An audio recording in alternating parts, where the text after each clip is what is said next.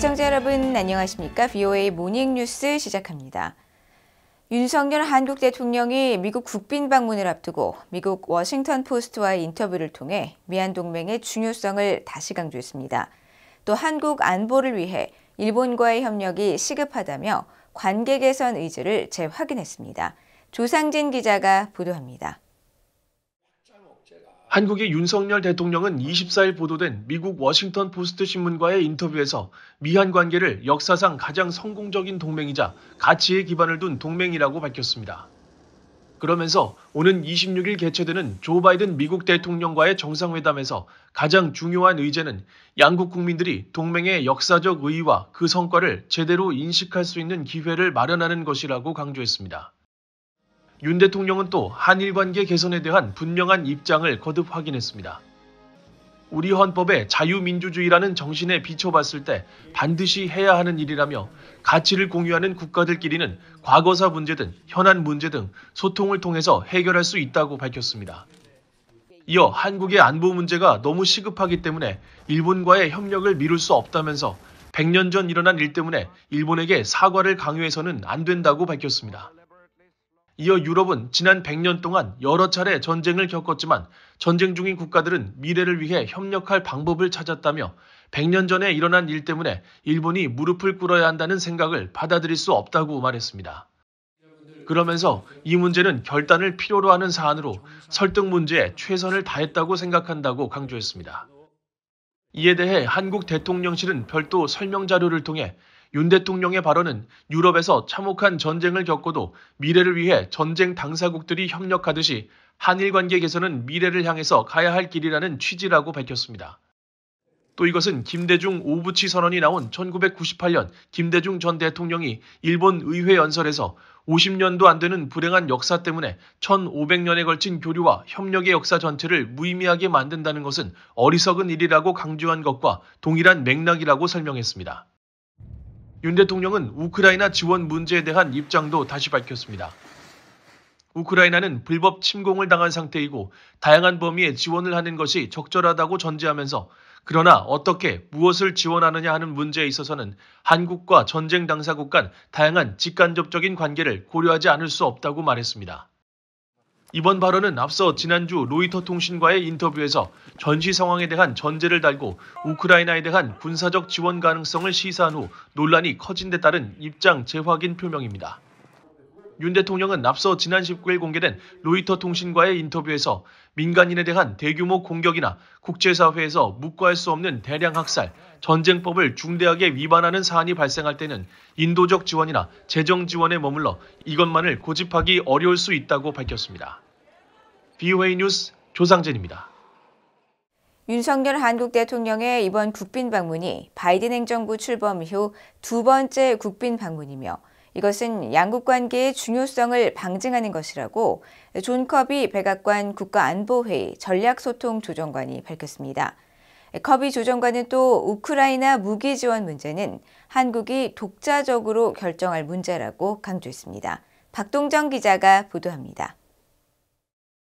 존 커비 백악관 국가안보회의 NSC 전략소통조정관은 21일 VOA 뉴스센터의 단독 인터뷰에서 미국 정보기관의 문건 유출 사건이 윤석열 한국 대통령의 국빈 방문에 부정적 영향을 미쳤냐는 질문에 즉답 대신 조 바이든 대통령과 윤석열 대통령은 아주 좋은 관계를 맺고 있다면서 양국 관계의 중요성을 강조했습니다. Talk about these documents, and I'm certainly not going to talk about diplomatic conversations. I think it speaks volumes that they are coming here for a second state visit, and how important that is to both of our nations, because we obviously share a lot of common interests between us bilaterally in the region. 커비 조정관은 그러면서 미국과 한국, 일본 3자 협력 강화와 점증하는 북한 위협에 대한 대응 문제를 양국의 중요 공통 관심사의 예로 들었습니다.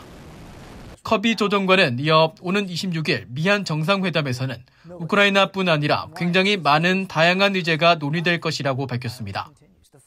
And there's an awful lot on the agenda, and it won't just be Ukraine, and South Korea has provided humanitarian assistance to Ukraine, and they have spoken out publicly about what Russia's doing inside Ukraine. But there's an awful lot of other things on the agenda, everything from, from high technology to climate change to certainly threats inside the Indo-Pacific region. Obviously, North Korea will be on the agenda. 커비 조정관은 이어 최근 윤 대통령이 언론 인터뷰를 통해 전제 조건을 달아 우크라이나 무기 지원 가능성을 언급한 것은 미국의 압박 때문이냐는 질문에 전혀 그렇지 않다면서 그것은 한국의 독자적 결정 문제라는 점을 분명히 했습니다. This isn't about pushing South Korea at all. It's not about pushing a friend and an ally.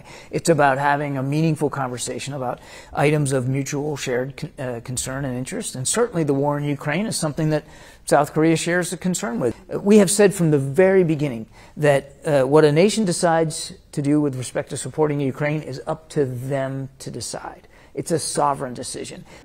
커비 조정관은 특히 미국이 다른 주권 국가에게 무엇을 할지 말지 지시하는 것은 매우 역설적이고 위선적이라면서 미국 정부는 앞으로도 관련 대화를 계속할 것이지만 우크라이나에 대한 지원 여부는 주권 국가 지도자들의 결정에 달려 있다고 거듭 강조했습니다. VOA 뉴스 박동정입니다. 미국과 한국 정부가 불법적인 사이버 활동을 통해 북한의 대량 살상 무기 자금 조달에 관여한 북한 국적자 1명을 제재 대상에 올렸습니다. 미국 재무부 해외자산통제실은 24일 보도자료를 통해 탈취한 암호화폐를 돈 세탁하는 방식 등을 통해 북한의 핵과 미사일 개발 자금 조달에 관여한 혐의로 조선광선은행 소속 심현섭을 제재 대상에 추가했다고 밝혔습니다. 또 심현섭은 해외에 불법적으로 체류하면서 신분을 위장해 활동하는 북한 사이버 요원들이 탈취한 수백만 달러 상당의 암호화폐에 대해 자금 세탁하고 이들에게 금전적인 지원을 제공했다고 설명했습니다. 한국 외교부도 이날 보도자료를 통해 북한 국적자 심현섭에 대한 독자 제재 지정을 발표하고 한국 정부는 앞으로도 불법 사이버 활동을 비롯한 북한의 불법적인 외화벌이를 차단하기 위해 미국 등 우방국 및 민간 분야와의 공조를 더욱 강화해 나갈 것이라고 밝혔습니다. 미국 국무부는 최근 북한이 핵보유국 지위를 주장한 데 대해 북한의 잇따른 도발로 영내 긴장을 고조시키고 있다고 비판하면서 협상에 복귀할 것을 거듭 촉구했습니다. 북한과의 대화에는 전제 조건이 없다는 뜻도 재확인했습니다. 함자 기자가 보도합니다. 미국 국무부는 북한의 최선희 외무상이 최근 담화를 통해 북한의 핵 보유국 지위는 최종적이고 불가역적이라고 주장한 데 대해 전제 조건 없는 북한과의 대화 추구 입장을 거듭 재확인했습니다. 국무부 대변인은 21일 최 외무상 담화에 대한 BOE의 논평 요청에 북한이 전례 없는 다수의 탄도미사일을 발사하는 상황에서도 우리는 계속해서 외교에 전념하고 있다고 밝히고 대량 살상 무기와 미사일 관련 논의와 관계없이 인도적 문제에 대해서도 협력을 모색해 나갈 것임을 분명히 했다고 강조했습니다. 또 미국은 여러 방법을 통해 이 같은 메시지를 북한에 보냈으며 인도적 협력에 대한 구체적인 제안도 포함했다면서 그러나 북한은 지금까지 응답을 하지 않고 있으며 계속 관여할 의사를 보이지 않고 있다고 밝혔습니다. 국무부 대변인은 그러면서 우리는 북한의 도발 범위와 규모가 눈에 띄게 증가하는 것을 보고 있으며 이것은 영내 긴장을 고조시키고 사고나 의도치 않은 긴장 고조의 위험을 증가시켰다고 비판했습니다. 이어 우리는 북한이 이러한 불안정을 조성하는 행동을 중단하고 협상 테이블로 복귀할 것을 촉구했다고 말했습니다.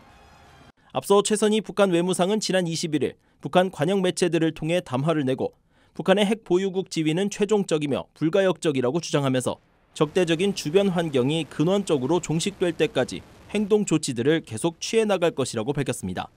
VOA 뉴스 함지아입니다. 미국 의회조사국 CRS가 오는 26일 미한 정상회담을 앞두고 한국 윤석열 정부 출범 이후 미한 관계가 한층 강화되고 있다고 평가했습니다. 의회조사국은 최근 갱신한 보고서에서 윤 대통령의 이번 국빈 방문을 언급하면서 윤석열 정부 출범 이후 한국은 미국의 인도태평양 전략에서 한층 더 적극적인 동반자가 되는 방안을 추구하고 있다고 밝혔습니다. 이어 대북 정책과 관련해 이전 한국의 문재인 정부는 북한에 대한 외교적 접근을 강조했다면서 윤석열 정부와 바이든 정부는 억제력 강화에 집중하고 있다면서 이들은 미국의 핵우산을 포함한 확장 억제에 대해 논의하고 있으며 연합훈련의 범위를 확대하고 있다고 강조했습니다. 또 한일 관계와 관련해선 바이든 행정부의 촉구로 한일 양국은 관계 개선을 위한 조치에 나섰고 한국 정부는 지난 3월 강제징용 해법을 통해 핵심 갈등 요소를 제거했다면서도 여전히 역사 문제를 둘러싼 양국 간 불신은 긴장 요소로 남아있다고 평가했습니다. 일본 방위성이 북한의 정찰위성 발사 계획에 대응해 자위대의 파괴 조치 준비 명령을 내렸다고 밝혔습니다. 방위성은 22일 보도자료를 통해 북한이 정찰위성 발사 계획을 시사함에 따라 위성이나 로켓의 잔해가 일본 영토에 낙하하는 사태가 발생할 것에 대비해 하마다 야스카즈 일본 방위상이 이 같은 지시를 내렸다고 밝혔습니다. 또 하마다 방위상은 이번 지시에서 항공 자위대 사령관은 오키나와 현에 배치된 패트리어트 미사일 팩3 부대의 기동 전개를 포함한 준비를 실시하고 해상자위대 사령관은 이지스함 탄도미사일 SM-3 탑재 호위함의 전개를, 또 육상자위대 사령관은 탄도미사일 낙하 시 대피와 대응 등 제반 사항을 준비할 것을 명령했다고 밝혔습니다.